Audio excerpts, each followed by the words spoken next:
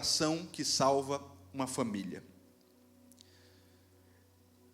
Ninguém aqui tem uma família perfeita. Ninguém. Se você tem uma família perfeita, você é uma exceção à regra no meio do universo. Todas as famílias aqui têm problemas, de alguma forma. Agora, não sei se você já parou para pensar nisso, mas provavelmente os problemas da sua família são muito pequenos quando comparados ao que está acontecendo por aí. Sim ou não? Por exemplo, eu me lembro de um caso engraçado que eu atendi recentemente, de um casal. A esposa veio reclamar comigo na frente dele, porque ele tinha um quarto em casa onde ele mantinha os bonecos da Marvel dele. E aí, bispo, quando eles brigavam, ele, ao invés de dormir na cama com a esposa, ia dormir no quarto com os bonecos. Até que chegou o dia em que ele resolveu sair de casa e voltar para a casa da mãe. Ele fez questão de levar uma mala com todos os bonecos da Marvel. Ele disse: eu e meus bonecos vamos sair daqui. Pode parecer brincadeira para você, mas é verdade isso. A esposa veio reclamar porque ele era um colecionador e, de fato, ele tinha esse apego afetivo aos bonequinhos dele.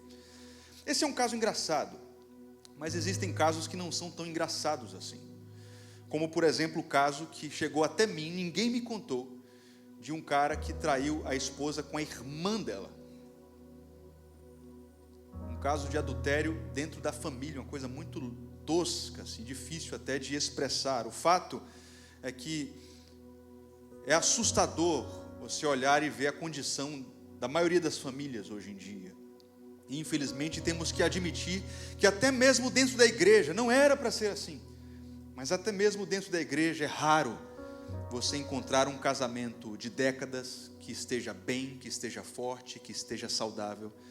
Mas eu creio que Deus vai te dar a graça de ser um desses raros casos. E nós vamos fazer com que esses casos não sejam tão raros assim. E que o Senhor nos use como essa última geração antes da volta do Cordeiro, para mostrar a glória da igreja, que começa nos lares, e esse último grande avivamento que começa no seu lar. Quantos podem dizer amém? 1 Samuel 25, no primeiro livro de Samuel, capítulo 25, a partir do verso 32, nós vamos ler uma história que talvez algumas pessoas nunca tenham visto. É um personagem que não faz parte da grande maioria das pregações. É um casal, Nabal e Abigail.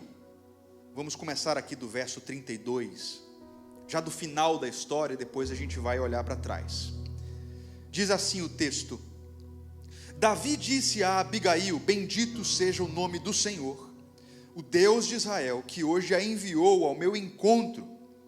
Seja você abençoada pelo seu bom senso e por evitar que eu hoje derrame sangue e me vingue com minhas próprias mãos.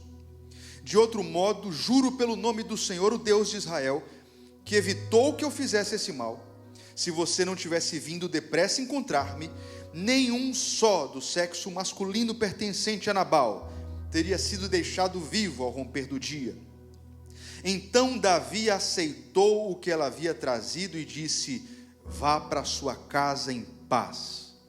Ouvi o que você disse e atenderei o seu pedido. A história de Nabal e Abigail é muito interessante. Nabal era um homem louco, um marido cruel, um marido perverso. E Abigail era o oposto. Pelo menos onde a gente tem alcance na Escritura Sagrada, nós vemos uma mulher extraordinária, uma mulher sábia, uma mulher de oração, uma mulher dócil, uma mulher meiga, uma mulher feminina. Existem personagens na Bíblia que tomam muitos capítulos do cânon sagrado, e eles são uma grande referência para nós. Abigail está apenas nesse capítulo, mas ela conseguiu ser uma tremenda de uma referência para nós. Eu queria te mostrar como você pode tomar a iniciativa para restaurar a sua família, mesmo que os outros personagens dessa história não estejam ainda aos pés do Senhor. Eu vim te mostrar nessa manhã que a sabedoria na sua vida é mais forte do que a loucura na vida do outro. O fervor espiritual dentro de uma família é mais importante do que a frieza espiritual, e que o amor encobre o egoísmo e vence o ciclo da vingança, do rancor, do ressentimento. Talvez você tenha chegado hoje aqui e vocês estão vivendo um egoísmo retroalimentado. Um faz o mal, o outro paga mal com mal, e o outro paga mal com mal novamente, e vocês não conseguem quebrar esse ciclo vicioso. Em nome de Jesus, escuta aqui o que eu estou dizendo. Deus tem novidade de vida para você, e hoje o amor entra nessa história e quebra as maldições e uma cadeia de pecados, dando início a uma história de restauração belíssima em nome de Cristo Jesus. Vamos ver então os 3 personagens que estão apresentados para nós aqui. Em primeiro lugar, eu quero falar sobre Nabal. Olha só que louco isso aqui. Nabal, se nós voltarmos lá para o verso 2, era um homem rico, extremamente poderoso, influente. Naquela região do Carmelo, ele era o fazendeiro mais famoso. Todo mundo sabia quem era, seu Nabal, aquele que é louco, agressivo, mas riquíssimo, aquele homem cheio da grana. A Bíblia chega a dizer no verso 2 que ele tinha 1000 cabras e 3.000 ovelhas, sendo tosqueadas, sendo cuidadas pelos seus pastores, pelos seus funcionários. Então, um homem de posses, um homem que tinha uma propriedade gigante, um homem que tinha muitos animais, um homem que tinha muito dinheiro. Agora, olha só que interessante isso aqui. Eles moravam, a fazenda de Nabal ficava num lugar chamado Maom, no centro do Carmelo. E Maom, na Bíblia, em hebraico, significa lugar deserto, ou lugar de sequidão. Eu não sou muito adepto de ficar fazendo interpretações meio folclóricas e simbólicas de textos que não são simbólicos, mas esse texto aqui em especial é muito interessante, porque nós vemos uma família que tinha muito dinheiro, que tinha tudo do ponto de vista patrimonial, financeiro, mas a casa deles, por causa da perversidade desse homem, era um lugar de sequidão, era um lugar de tristeza, era um lugar onde não havia paz, porque o marido, o patriarca, era um homem perverso, cruel. Eu não sei se alguém aqui se identifica com isso, mas eu já vi famílias que aparentemente têm tudo e ao mesmo tempo não têm nada. Eu já vi pessoas que têm milhões na conta, ações, patrimônio, os carros mais luxuosos, mas um casamento quebrado, os filhos destruídos. Olha para os bilionários deste mundo. Quando você entrar no seu Instagram hoje, vão tentar te vender uma série de coisas. Trabalhe absurdamente, você precisa ser rico, você precisa ter a mansão dos sonhos, você precisa ter a casa dos sonhos. Olhem para os poderosos desse mundo, eles têm tudo isso e não têm a riqueza que você tem. Quantos bilionários dessa vida dariam todo o seu patrimônio para ter a paz que você tem em casa? Você tem noção disso? Diga: eu sou rico. Sim, você é rico, muito rico, muito rico. Não troca o que você tem pelo que esses caras tentam vender para você. A palavra de Deus diz que é melhor comer pão seco num casebre do que ter todas as carnes disponíveis no mundo, morando numa mansão onde tem muitas brigas. E aqui está Nabal, um cara que tem tudo e não tem nada. A Bíblia fala que ele é descendente de Caleb. Imagine, um dos heróis da fé, um dos caras que é uma grande referência, que diante da maior tribulação e dificuldade para invadir a terra prometida, creu na promessa do Senhor e disse: vamos. E aqui está um descendente de Caleb que não agiu como Caleb. O verso 7 diz que ele tinha muitos funcionários à sua disposição, muitos servos à sua disposição. Era impressionante a riqueza que Nabal tinha. O verso 3 vai dizer que ele era rude e mau.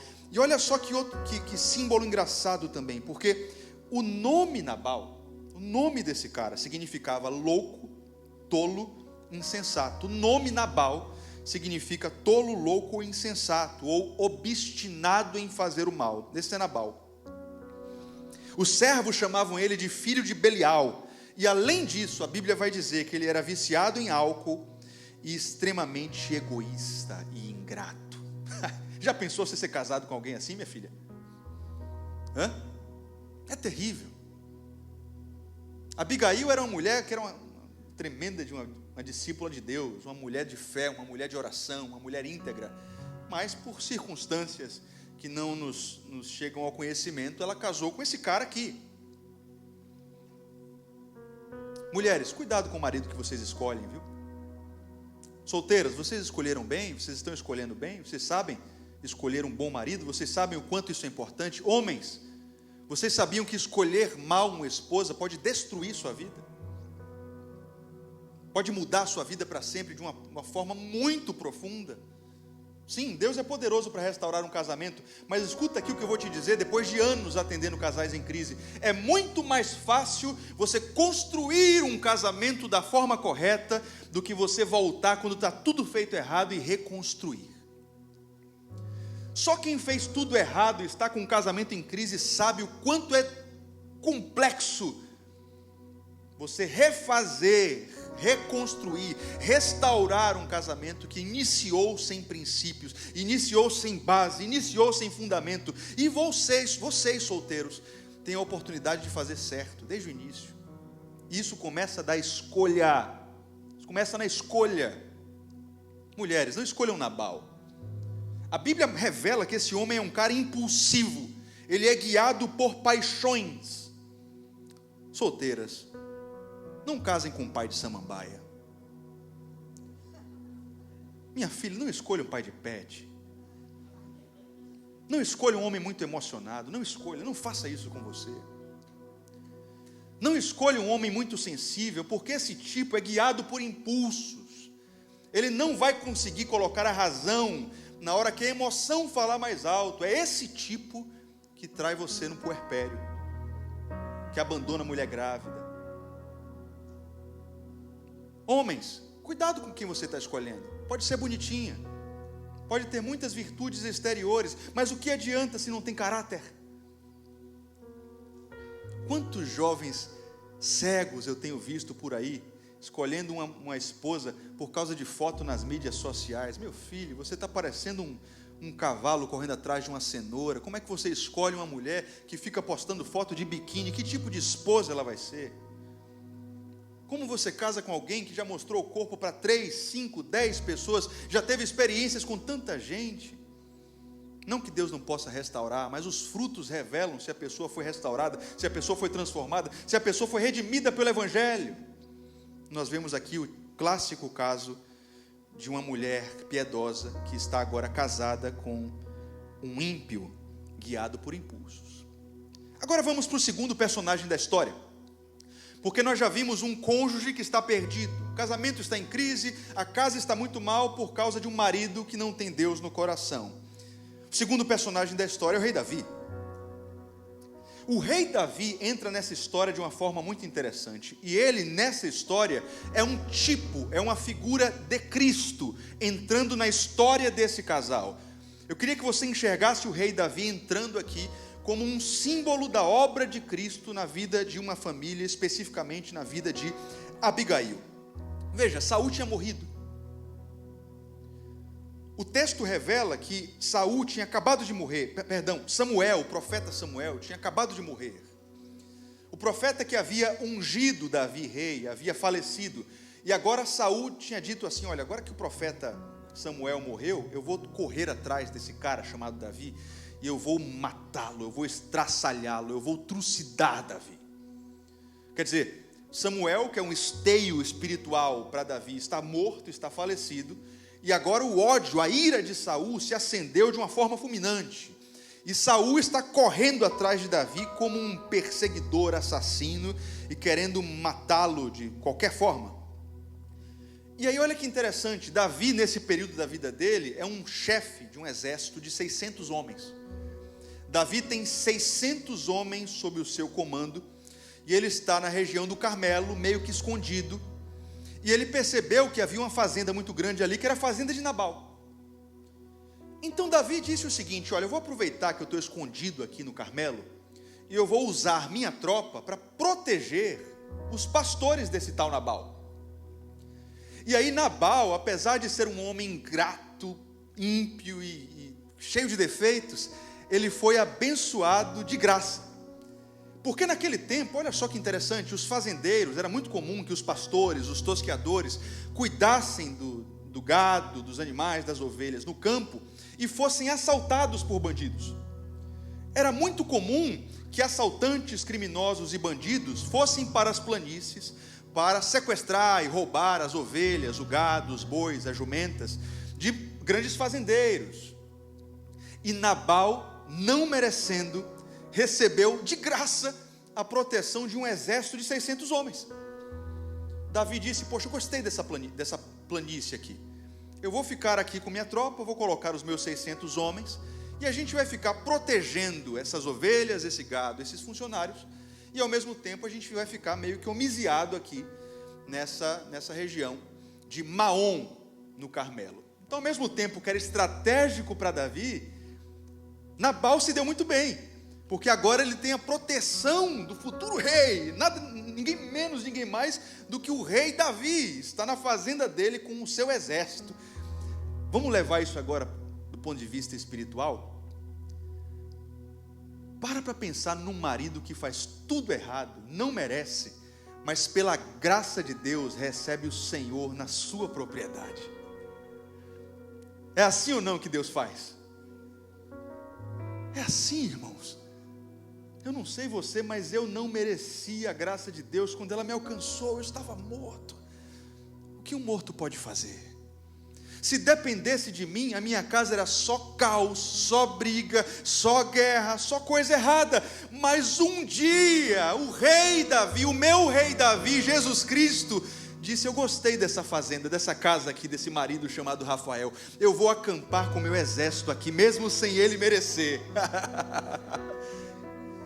É assim que Deus faz com você. Você não merece, não há mérito em você, mas um dia Deus te escolheu e disse: com todos os seus defeitos, eu escolho acampar com minhas tropas, e os meus anjos vão proteger as suas ovelhas, as suas fazendas, o seu gado, o seu dinheiro. Você vai prosperar achando que é você, mas na verdade é a minha bênção e a minha proteção ao seu redor. É graça de Deus. E então Davi faz aquela promessa aos pastores de Nabal, né? Olha, fiquem aqui, a gente está cuidando de vocês. Nabal nem sabia, mas ele estava enriquecendo por causa do serviço de Davi, porque ele não foi assaltado, não perdeu nada. Os pastores conseguiam trabalhar tranquilamente, porque literalmente havia um exército nas planícies da fazenda de Nabal. Tem gente que entrou aqui hoje no auditório, veio forçado porque a esposa insistiu: por favor, vamos. Não quero ir não. Tem esposa que veio aqui porque o marido quase teve que fazer uma promessa, um pix. E eu sei que Deus te trouxe aqui para revelar o quanto Ele já te amou, quantas vezes Ele te livrou da morte. Você anda fazendo muita besteira, né, que seu cônjuge nem sonha. E quanto Deus tem te amado, quanto Ele tem te dado, quantas bênçãos tem te alcançado. Você já parou para pensar quantas coisas você está vivendo hoje, que são resposta de coisas que você orou lá atrás e você nem percebe por causa da sua ingratidão? Você não desfruta mais com seus filhos, você acha que seus filhos são um peso, e você não se lembra que há anos atrás você disse: Deus, me deixa ser pai. Você não desfruta mais da sua casa, você tem um belíssimo apartamento, você tem um carro, você não precisa andar de Uber, e você é ingrato e nem lembra que há muitos anos atrás você estava ralando e você disse: Deus, por favor, me tira dessa situação, deixa eu ter um carrinho, deixa eu ter um lugar para morar. E Ele te deu muito mais do que aquilo que você pediu. Você tem roupas à vontade, você tem 3 vezes mais sapatos do que o seu avô um dia teve.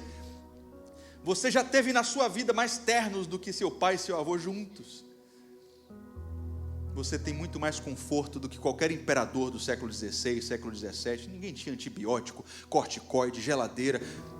Mamãe, você reclama de um filho, sua tataravó teve 15, sem fralda descartável. Era fralda de pano. Remédio, não tinha dentista, não tinha acesso a nada. Nós somos muito abençoados. O exército do rei decidiu se hospedar em nossa casa.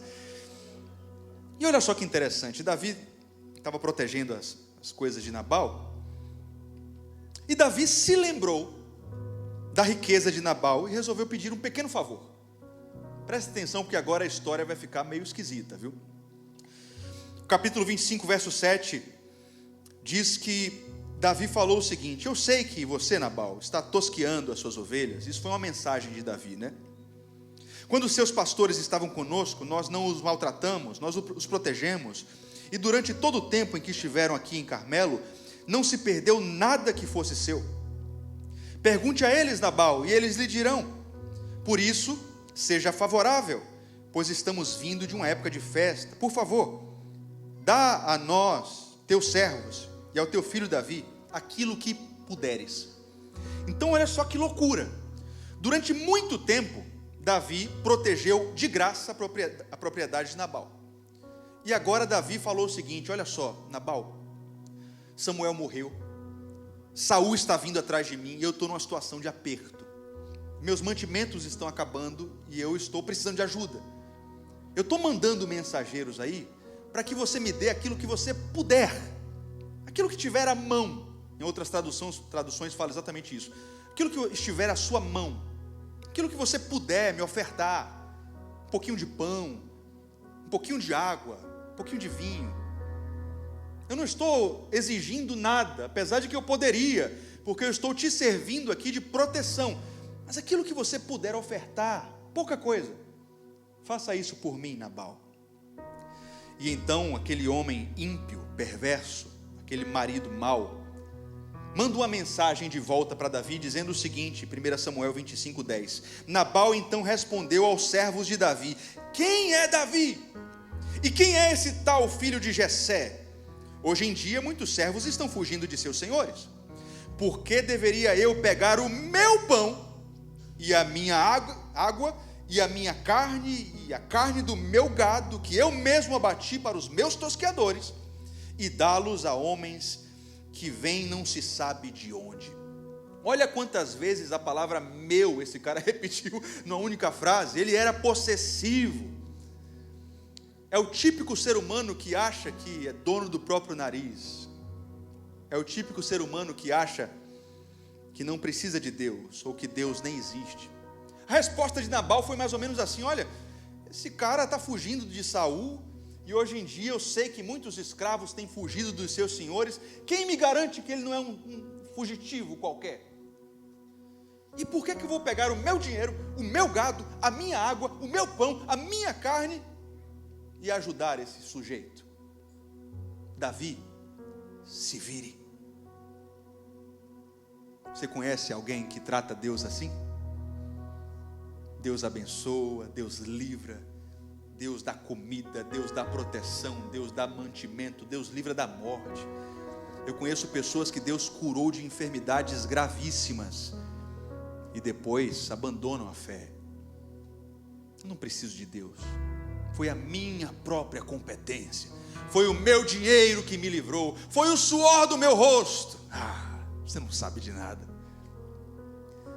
Você acha mesmo que o suor do seu rosto consegue sustentar uma família?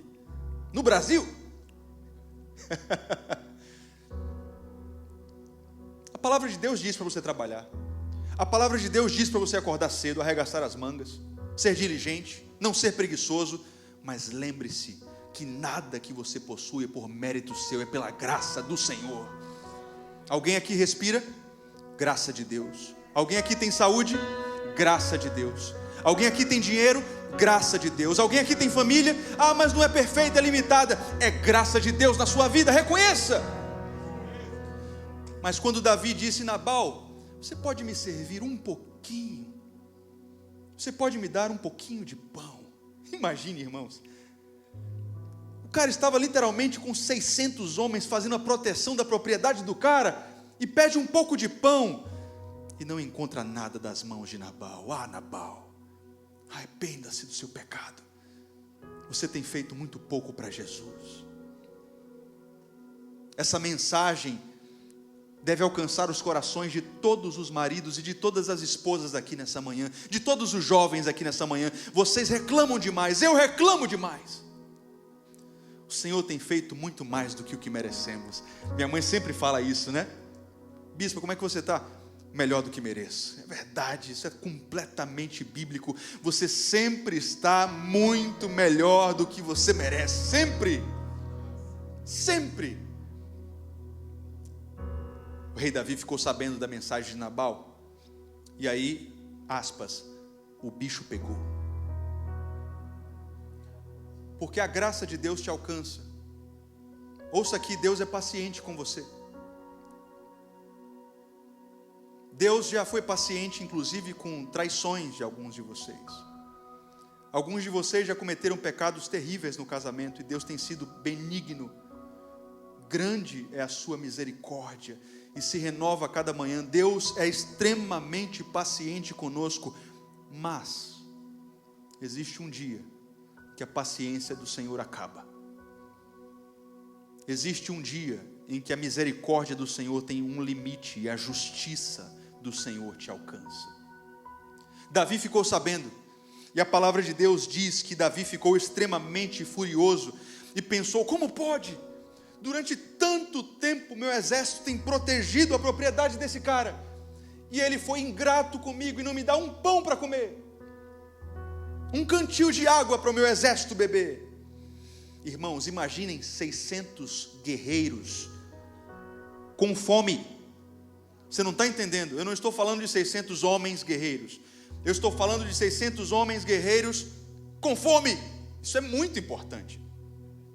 E aqui vem um parênteses, né? Algumas esposas reclamam comigo: ele chega do trabalho e não quer conversar. Eu entendo ele, porque talvez ele esteja com fome. Então prepara um jantar, sabe? Um homem que come bem não quer guerra com ninguém. Prepara um jantar para o seu maridão, a comida que ele mais gosta, entendeu? Surpreende ele, deixa ele comer. Meu amor, que surpresa boa, você merece, meu maridão. Senta aqui, né? Prepara uma surpresa para ele, quando ele estiver com a barriga cheia. Aí você: amor, a gente pode conversar? Duvido ele negar. Tem uns nabais aí que negam até, mas é muito difícil, viu? 600 homens com fome. Então a palavra de Deus diz que Davi deixa 200 com a bagagem e sobe para a sede da fazenda com 400 guerreiros. E Davi faz um juramento diante de Deus: eu não vou deixar que o sol nasça antes que todos os homens da casa de Nabal estejam mortos diante das minhas mãos. É a ira do rei. É a ira de Davi indo em encontro de Nabal. É a ira de um homem justo indo em encontro do pecador ingrato. É isso que você merece. Você entrou aqui, talvez a sua esposa esteja orando há 5 anos pela sua conversão, e você não se arrepende. Sabe o que você merece? A ira do rei. Talvez o seu tempo esteja acabando. Talvez o grande rei, o Senhor dos senhores, já esteja com seus dias contados, e você não se arrepende. Homem duro, mulher do coração empedernido, até quando você vai insistir com esses pecados sem se arrepender? Deus te deu casamento, Deus te deu uma família, Deus te deu tudo, e você continua blasfemando, pecando e fazendo tudo que entristece o Espírito Santo de Deus. Por que você faz isso? Mas algo aconteceu. Enquanto o exército de 400 homens estava subindo o vale em direção à sede da fazenda, liderados por Davi, entra na história a nossa última personagem, Abigail. Abigail ficou sabendo, os servos da fazenda ficaram sabendo que Davi estava preparando o ataque e correram para Abigail. Disseram: senhora, nós sabemos que o seu marido é um homem louco, é um filho de Belial, mas ajuda a gente, porque Davi está subindo com o exército e todo mundo aqui vai morrer. A senhora vai perder a sua família. Se a ira do rei Davi, que não era rei na época, alcançar a nossa propriedade, os seus filhos vão falecer. A senhora não vai ter mais fazenda, porque certamente eles vão incendiar tudo. Vai ser uma chacina, vai ser uma matança. Faz alguma coisa, Abigail. E o texto diz que Abigail, de forma muito discreta, sábia, ao invés de reclamar com o marido, ao invés de apontar o dedo para o marido, ela tomou uma iniciativa muito impressionante. Ela colocou muitos alimentos e presentes em cima de muitos jumentos de Nabal e correu para interceptar o exército. O texto diz no capítulo 25, verso 18: imediatamente Abigail pegou 200 pães, 2 vasilhas de couro lotadas de vinho, 5 ovelhas preparadas, 5 medidas de grãos torrados, 100 bolos de uva passa e 200 bolos de figos prensados. Olha só que banquete que ela preparou. E os carregou em muitos jumentos. E aí, a tropa da ira de Davi está subindo o vale, e enquanto isso, Nabal, o louco, está perdido. Ele não faz a menor ideia de que o juízo está indo encontrá-lo. Mas no meio, uma mulher sábia correu com jumentos para interceptar a fúria de Davi. E o texto diz: quando Abigail, verso 23, viu Davi, desceu depressa do jumento, ajoelhou-se perante Davi, rosto em terra. Ela caiu aos seus pés e disse: meu senhor, olha isso aqui, a culpa é toda minha, por favor, permita que a tua serva fale e ouça o que ela tem a dizer. Eu não sei se você está entendendo o que aconteceu aqui, mas uma mulher cheia do Espírito Santo, ao invés de divorciar, né? Ao invés de tirar a aliança do dedo, ao invés de jogar pedras no marido perdido, é que tem gente que fala assim, né? Engraçado, tem cônjuges que falam: Deus, toma providência na vida desse meu marido. Na verdade está pedindo para Deus levar, né? Deus, leva logo. Ela não fez nada disso. Prepara e leva, Jeová, prepara e leva. Não, tá. Abigail não pediu para Deus matar. Abigail não correu para colocar a culpa no marido.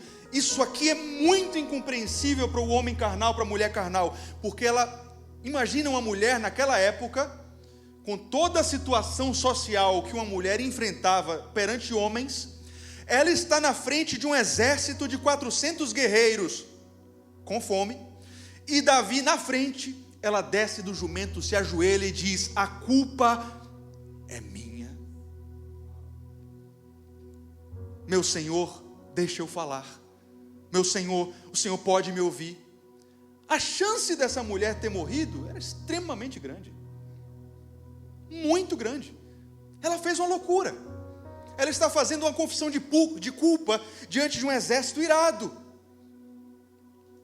O nome do que ela está fazendo aqui na Bíblia chama-se oração. O que eu estou dizendo para você é que uma mulher orando parou um exército. Uma mulher orando parou 400 homens com fúria e com sangue nos olhos.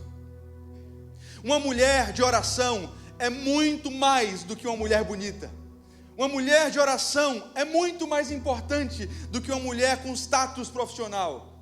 Uma mulher de oração pode ir muito mais longe do que uma mulher com muitos apetrechos, carisma e privilégios sociais. Essa mulher literalmente parou um exército através da sua oração. Ela salvou a sua família através da oração. E o mais impressionante é que ela não está apontando o dedo para ninguém. Ela diz: Senhor, a família é minha, eu chamo a responsabilidade para mim, e ainda que o meu marido esteja se omitindo, eu creio que eu respondo por esse negócio aqui, porque os meus olhos estão abertos para o quanto a minha família vale.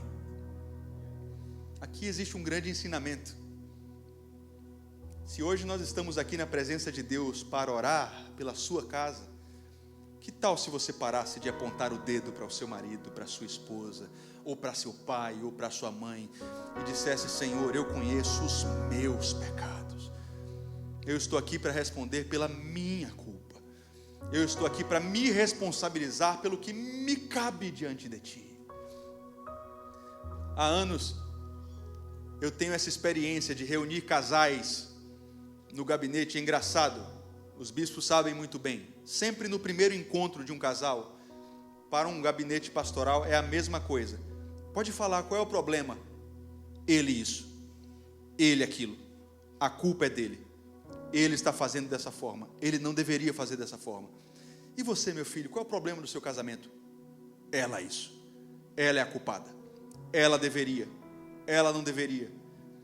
e vocês não percebem que o coração do Senhor está muito mais atento àqueles joelhos dobrados que dizem: a culpa é minha, Senhor, permita-me falar. O Senhor pode ouvir a minha oração, e Ele escuta o coração humilde, quebrantado, que antes de tirar o cisco no olho do outro, enxerga a trave no seu próprio olho. Isso aqui é Jesus purinho. O coração de Abigail é o coração dos salmistas, é o coração de Cristo, é o coração do rei Davi, é o coração dos adoradores, que não está muito impressionado com o pecado dos outros, mas que está muito mais impressionado com sua própria maldade. Senhor, a culpa é minha,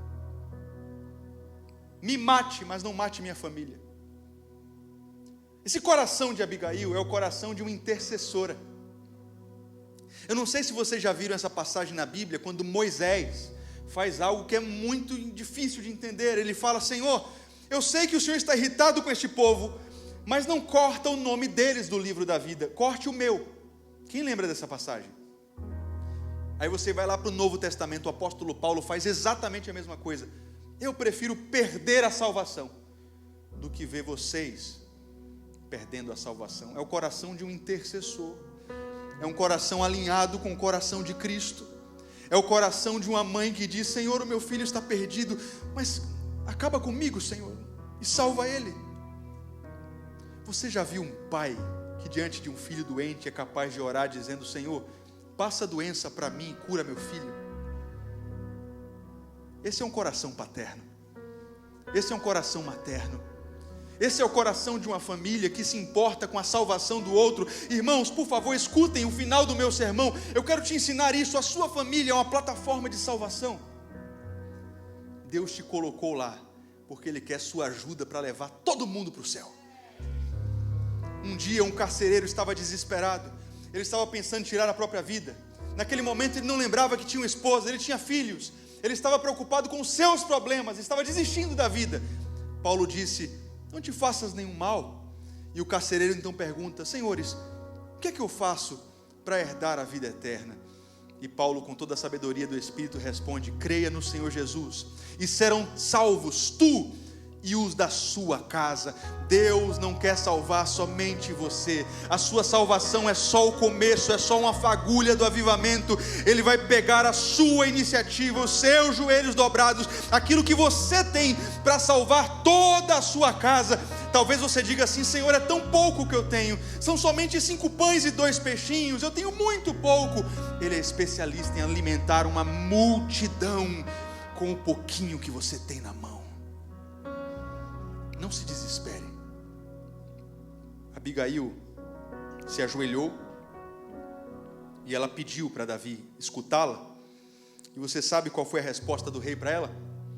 Verso 35 diz: então Davi aceitou o que ela lhe havia trazido e disse: olha aqui, vá para sua casa em paz. Ouvi o que você disse e atenderei o seu pedido. Já pensou se Jesus dissesse exatamente isso aqui para você hoje?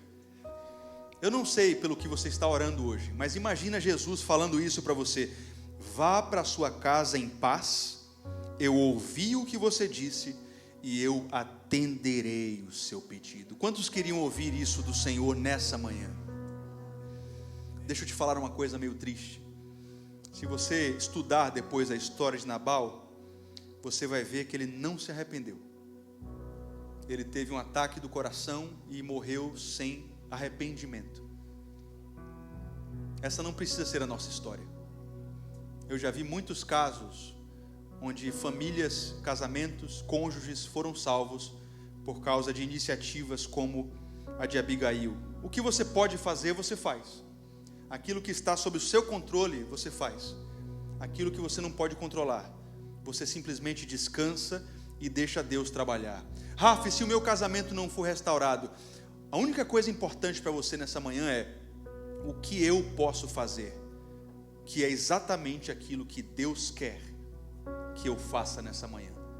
Eu quero te convidar a agir como Abigail, se derramar na presença do rei, ofertar a sua vida, aquilo que você tem na presença do rei, e deixa o rei dizer para você: eu ouvi a sua súplica e eu vou atender o seu pedido. Davi era um rei limitado, ele era apenas uma sombra de Cristo. Mas nessa manhã existe um rei muito mais poderoso, com um exército muito mais poderoso, que pode fazer muito mais do que Davi.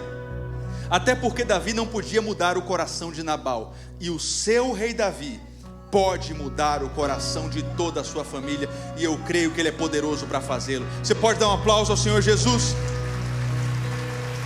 Fique de pé e deixa eu orar por você.